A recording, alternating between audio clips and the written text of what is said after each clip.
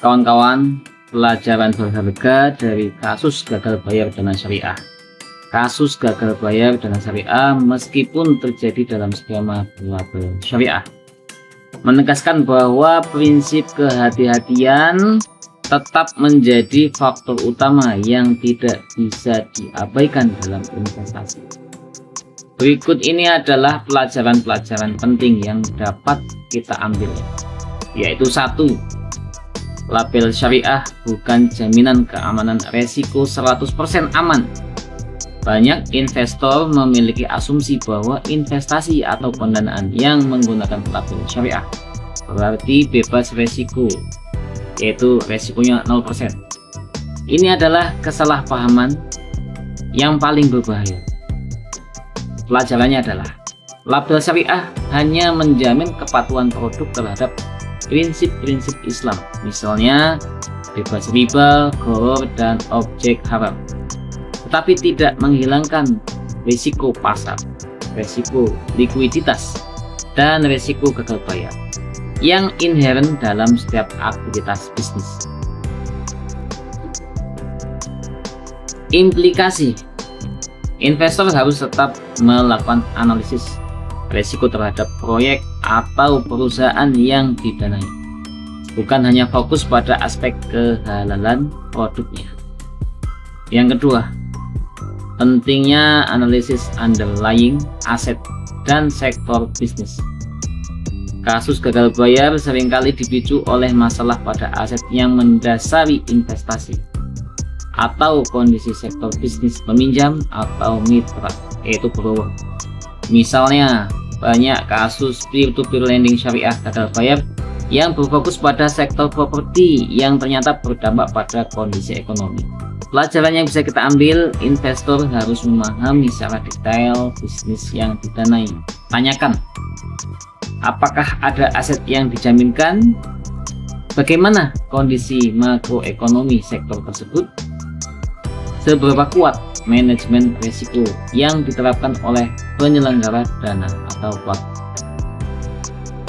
Yang ketiga, transparansi dan pengawasan regulator, yaitu OJK. Gagal bayar menyoroti pentingnya peran otoritas jasa keuangan dalam pengawasan, terutama untuk memastikan dana investor dikelola sesuai aturan dan tidak disalahgunakan. Pelajarannya adalah regulator perlu meningkatkan pengawasan dan kecepatan respon, terutama ketika terjadi penundaan pembayaran atau kesulitan pencairan dana. Di sisi investor seperti kita, pastikan platform atau perusahaan yang kita gunakan terdaftar dan diawasi OJK. Udah pasti ya, dana syariah terdaftar dan diawasi oleh OJK. Yang keempat, risiko likuiditas dan penarikan dana. Beberapa kasus gagal bayar diawali dengan kesulitan penarikan dana yang memakan waktu lama, jauh melebihi batas yang dijanjikan. Ini menunjukkan adanya masalah likuiditas pada penerbit dana atau platform. Pelajaran yang bisa kita ambil: investor harus mewaspadai indikasi likuiditas yang buruk. Jika proses penarikan dana yang biasanya cepat tiba-tiba melambat tanpa alasan yang jelas, ini bisa menjadi early warning sign, tanda peringatan dini. Instrumen investasi yang illiquid, sulit dicairkan, selalu memiliki risiko yang lebih tinggi. Kelima, prinsip tanggung jawab investor. Dalam banyak skema investasi, terutama fintech, lending, atau model bagi hasil, risiko gagal bayar ditanggung sepenuhnya oleh pemberi pendanaan, yaitu investor atau lender.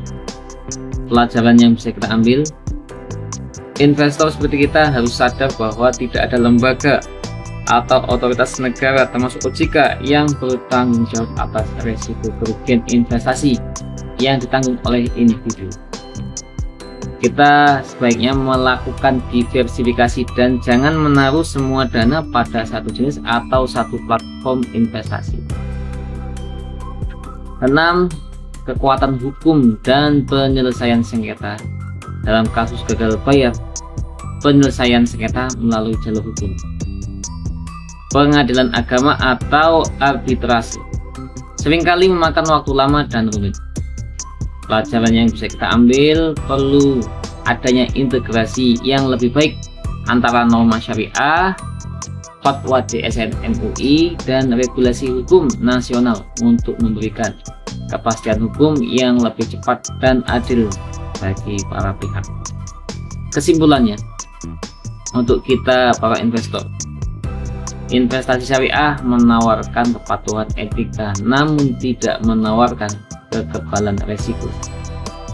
Lakukan uji tuntas menyeluruh, pahami risiko default yang ada, dan selalu utamakan platform yang memiliki rekam jejak, transparansi, dan pengawasan regulator yang jelas.